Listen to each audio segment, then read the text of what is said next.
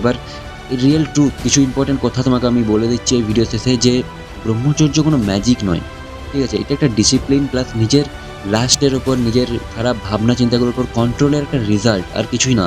যে করবে সেই আসবে, আর যে করবে না তার মধ্যে সেই রেজাল্ট আসবে না। তো তুমি যদি ভাবো যে আমি শুধু মাস্টারবেশন করবো না, তো এটা একটা ভুল ভাবনা, তাহলে তুমি ফেল করবে। মাস্টারবেশন না করলে শুধু তো রেজাল্ট পাওয়া যায় না, একটা ডিসিপ্লিনের মধ্যে দিয়ে যেতে হয়। বাজে নেশা, বাজে খারাপ দৃশ্য দেখা, এই সমস্ত জিনিসগুলো ছাড়তে হবে তোমাকে। এবং রেজাল্ট যদি পেতে চাও, নিজের সেলফ যে ভাবনা চিন্তা সেইগুলোর উপর কন্ট্রোল করতে হবে। যদি তুমি নিজের ভাবনা চিন্তাগুলোর উপর কন্ট্রোল করতে পারো এবং নিজের মাস্টারবেশন না করে নিজের শক্তিকে ভেতরে আটকাতে পারো, আমি কথা দিচ্ছি তুমি রিয়েল ট্রান্সফরমেশন পেয়ে যাবে।